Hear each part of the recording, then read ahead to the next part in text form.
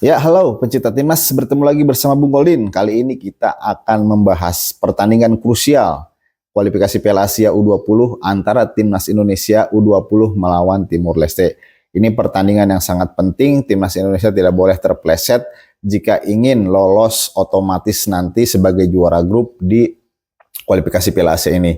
Jadi targetnya timnas Indonesia ini harus sapu bersih kalau menurut saya. Tidak ada kata untuk peringkat kedua terbaik karena Indonesia sangat diuntungkan hanya bertemu dengan lawan kuat itu Yaman. Kemudian jika bisa memenangkan melawan Timor Leste, kita hanya akan berkonsentrasi di pertandingan ketiga melawan Yaman. Insya Allah kita bisa lolos karena kita sebagai tuan rumah pasti akan didukung oleh supporter timnas, apalagi nanti di pertandingan terakhir kita bermain hari Minggu. Saya prediksi nanti di Stadion Madia pasti akan penuh dengan supporter timnas Indonesia. Jadi jangan sia-siakan kesempatan itu, kita harus bisa lolos ke Piala Asia. Untuk di timnas Indonesia sendiri di pertandingan pertama kita tahu bisa mengalahkan Maladewa walaupun di babak pertama mengalami kesulitan dalam segi finishing. Tapi ini mungkin kalau menurut saya sudah bisa diatasi oleh Coach Indra Sapri. Pemain-pemain juga ketegangannya sudah menurun karena di pertandingan pertama mungkin saya mengatakan di konten yang kemarin timnas Indonesia masih demam panggung karena pertandingan pertama. Ini pertandingan kedua, timnas Indonesia meraih hasil positif di pertandingan pertama dan lawannya Timor Leste itu mendapat hasil negatif. Tentu saja ini sangat menguntungkan Indonesia di atas angin.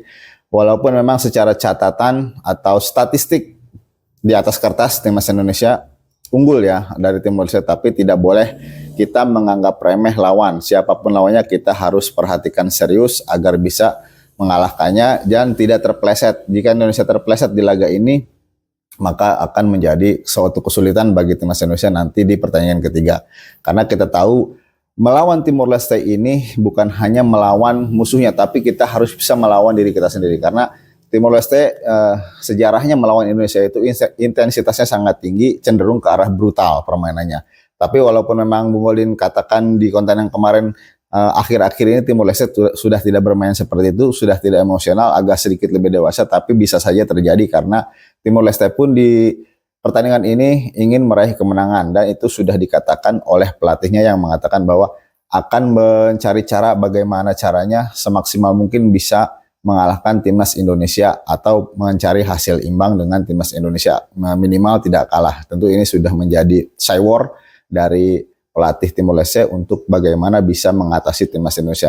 Dari sisi komposisi pemain timnas Indonesia ini saya menekankan satu pemain yang saya perhatikan dari semenjak timnas Indonesia U20 itu menggelar laga uji coba melawan Uzbekistan dan Jepang, Rifki Aprijal. Ini menurut saya pribadi itu permainannya cenderung tidak menguntungkan buat timnas Indonesia karena beberapa kali dia memiliki satu kelebihan itu speednya kenceng. Tapi di aspek yang lain dia itu sangat lemah. Pegang bola sering kerebut, kemudian oper sering salah. Kalau misalkan tidak percaya, lihat saja pertandingan-pertandingan timnas U20 pada saat melawan Uzbekistan, melawan Jepang, kemudian bermain di Prancis, kemudian di AFF, dan terakhir yang agak mending di AFF, dia masih bisa terlihat ada perannya. Dia main di Korea, di pertandingan persahabatan kemarin di Korea yang 3 negara itu sangat jelek sekali. Dan terakhir pada saat melawan Maladewa itu pun tidak berjalan. Terlihat bagaimana timnas Indonesia di babak pertama kesulitan mencetak gol.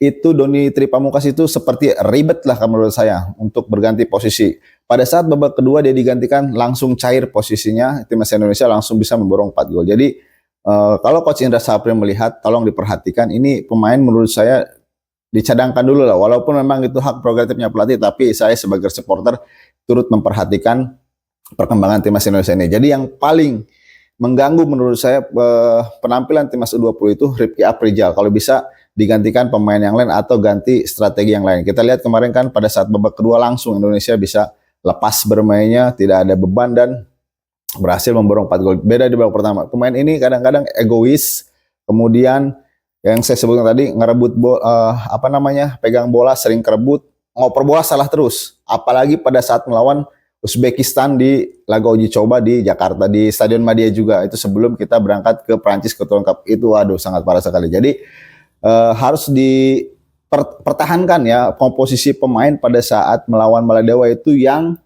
babak kedua itu lebih ganas, lebih bisa mencetak gol kalau menurut saya. Jadi tidak ada pemain yang gampang kehilangan bola, ritmenya juga bagus. Jadi itu lawan Timor Leste, timnas Indonesia harus meraih kemenangan untuk memuluskan langkah timnas Indonesia maju ke babak final Piala Asia di Cina nanti. Jadi ini pertandingan harus bisa dimenangkan oleh timnas Indonesia.